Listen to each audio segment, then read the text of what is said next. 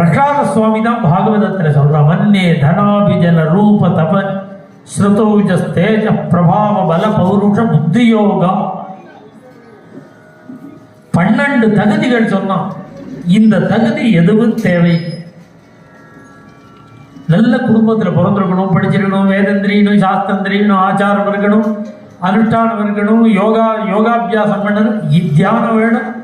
எந்த தகுதியும் ஒரே தகுதி, பக்தியா துதோஷ பகவான். பக்தி பக்தி இருந்தா பகவான் அனுகிரகம் பண்ணுவான், பேசுவான், பிரத்யட்சமாவான், பேசுவான், நாம கொடுக்கறத சாப்பிடுவான்.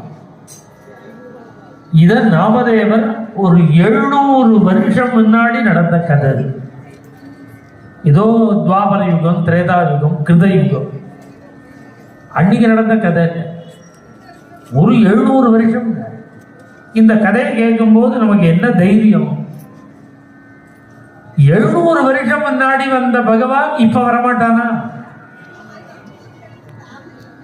ராமாவதார காலம், கிருஷ்ணாவதார காலம்னா சந்தேகம் வரும். இந்த கலிகாலம் 700 வருஷம் முன்னாடி வந்த பகவான் இப்ப வரமாட்டானா? அப்பேற்பட்ட நாமதேவருடைய கதை இன்னைக்கு. நாளைக்கு இதனுடைய தொடர்ச்சியா பாண்டரங்கனுடைய லீலைகள்லாம் நடக்கும். நாளை கார்த்தால வழக்கப்படி 8:30 மணிக்கு ஹோமம், கணபதி ஹோமம், அம்பாளுடைய ஆராதனை வெள்ளிக்கிழமை. நாளைக்கு 2 வேளையும் கார்த்தாலே உண்டு. ராத்திரி 9 மணிக்கு பிரவச்சனம் முடிஞ்சோம். அப்புறம் அஷ்டபதி பஜனை, பெருமாளுடைய ஆராதனம் வழக்கப்படி சாயங்காலம் 7 மணிக்கு இங்கே சத்சங்கம்.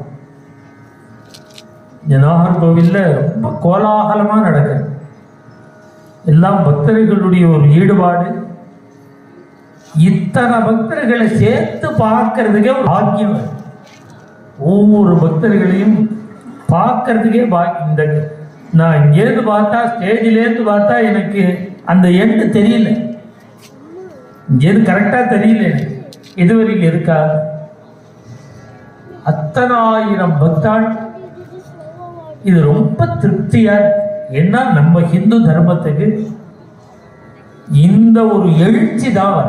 பகவன் நாமத்துல கூட பாக்கிய தர்மங்கள்லாம் பல கேட்டகரியில் இருக்கு. இந்த நாம ஒண்டிதான் சமம். அதனால நமக்கு சமமா இருக்கக்கூடிய இந்த பகவன் நாமத்தை